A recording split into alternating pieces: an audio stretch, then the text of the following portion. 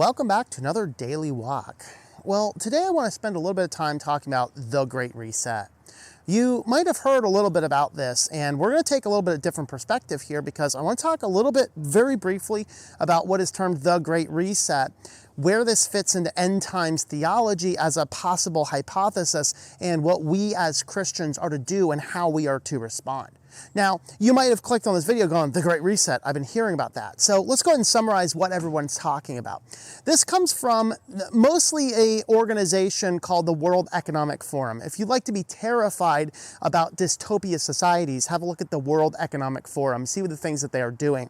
This is a conglomeration including a lot of high-level people in a variety of different businesses and organizations. A lot of big tech, Bill Gates, for example, is in the middle of all this. And there's numerous other companies.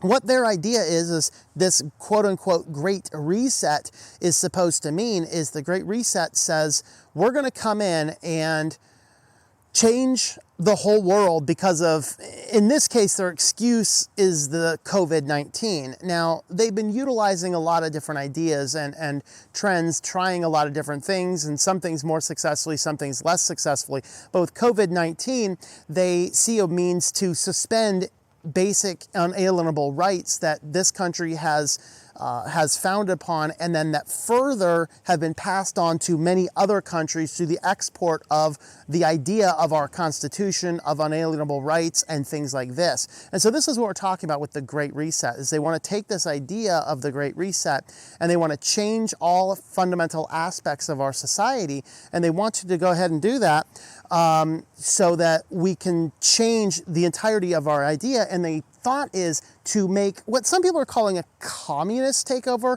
It's not communism, it's closer to Marxism, but really it's corporatism. And that's what I've been arguing for a long time, that we are in a corporatist world. A corporatist world. And corporatism is when companies are ruling things with the guidance of the boardrooms and making as much money as they possibly can and things like this. This is what we want to do, is we want to have this corporate takeover. And that's really what the idea is on the Great Reset. But I'm going to tell you this, there have been a couple Great Resets, and there's going to be another one. God did a Great Reset. And if you don't remember your history, go back to Genesis chapter 7, the flood. If you remember back at that time, Genesis 6 happens, wickedness is spreading around the whole world. God looks down and says, I am sorry I made man. He says, I am sorry I made man because their hearts are continually wicked. And he searched high and low and found one righteous person, that was Noah and his family. And he commissioned him to build an ark. And everyone thought he was crazy. They thought he was nuts. And then what happened is Noah comes in and he builds this ark, and for 120 years he preaches that the end of the world is going to come. And no one cares. And no one cares. And they mock him and they laugh him. They laugh him out of the world right on into the ark. And then God does the Great Reset. He does the Great Reset by flooding the entire earth, killing everything, save for 8 people floating safely in an ark. And from all of our world we have now, that is all established from that one principle. The fact is, though, there's going to be another one. It's not a flood. 2 Peter, we did on this channel a whole series through 2 Peter. 2 Peter, the earth is reserved for fire. God will destroy it all. And guess what? He's not going to let us destroy the climate. Climate change is going to kill us all. That's what World Economic Forum was really floating around, is the idea of climate change. We got to change everything to protect our climate. Why? Doesn't matter. God's going to take it out. But in this dialogue with Jesus in the end times, the disciples come to him. We're in Matthew chapter 24. We're going to read more than we usually read on the daily walks here, but I want to read in context what's going on. So they ask him, the disciples in verse 3, ask him, when are these things coming? And he says, starting in verse 4, long dialogue here from Matthew 24, starting in verse 4, see to it that no one misleads you, for many will come in my name, saying, I am the Christ, and I will mislead many. You will be hearing of wars and rumors of wars. See to it that you are not frightened, for those these things must take place, but that is not yet the end. Nation will rise against nation, kingdom against kingdom, and in various places there will be famines and earthquakes, but all things are merely the beginning of birth pains. Then they will deliver you into tribulation and will kill you, and you will be hated by all nations because of my name, and that many will fall away from me and betray one another and hate one another. Many false prophets will arise and mislead many, because lawlessness is increased, and most people's love will grow cold, but the one who endures to the end, he will be saved. The gospel of the kingdom shall be preached in the whole world as a testimony to all the nations, and then the end will come. Therefore, when you see the abomination of desolation, which is spoken of through Daniel the prophet, standing in the holy place, let the reader understand, then those who are in Judea must flee to the mountains. Whether on the housetop, you must not go down to the house to get things.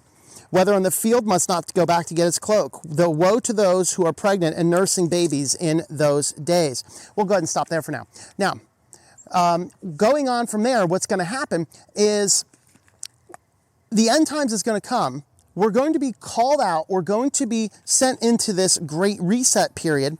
And then what's going to happen comes down next, coming down from Revelation. And we're going to be in Revelation 13, and we're going to go ahead and start with 14. He deceives those who dwell on the earth because of the signs which was given him to perform in the presence of the beast, telling those who dwell on the earth to make an image of the beast, who had the wound of the sword and come back to life. And it was given to him to give breath to the image, to the beast, so that the image of the beast would even speak, and cause many not to worship the image of the beast. And it causes all, great and small, the rich and the poor, and the free men and the slave, to be given a mark on the right hand or on their forehead.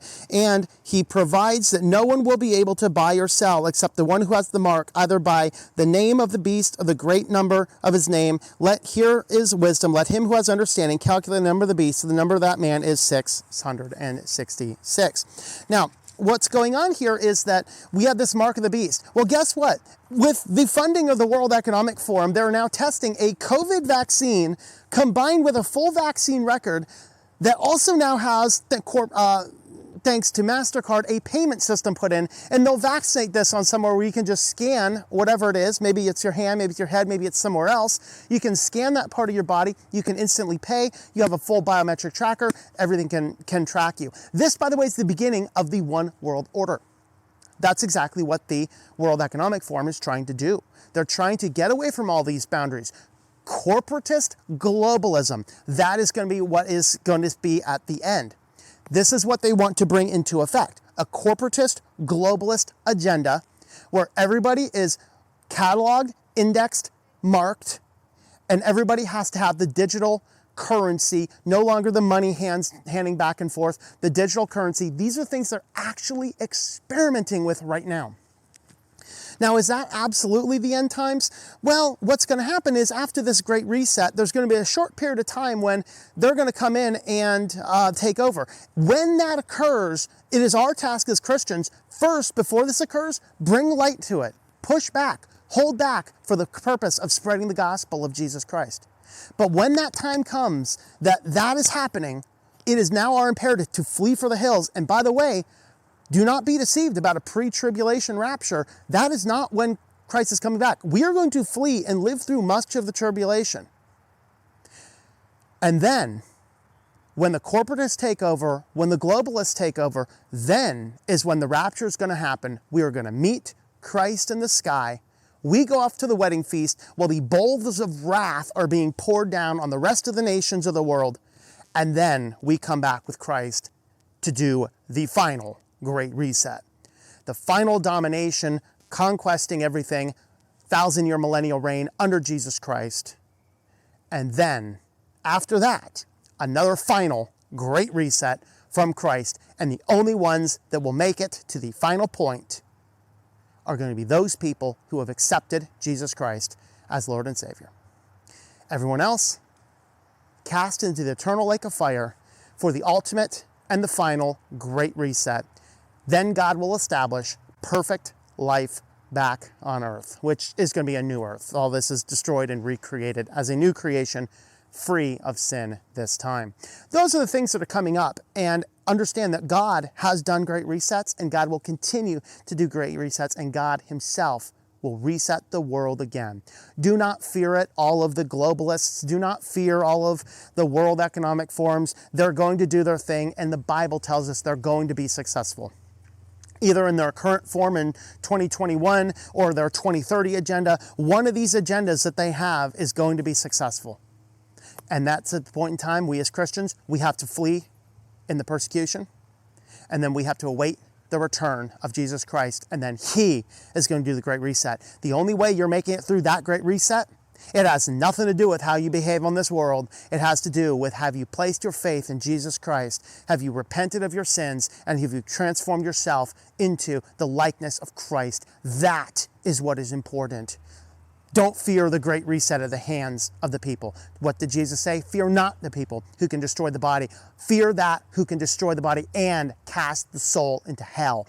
God is the one we fear, and the fear of God is the beginning of wisdom. That is my message for you today. Thanks for coming along on this daily walk. Have a look at the channel, the website there, ourwalkinchrist.com. Follow along on the social media sites if you want to keep up to what we're doing. And we will catch you guys in the next video.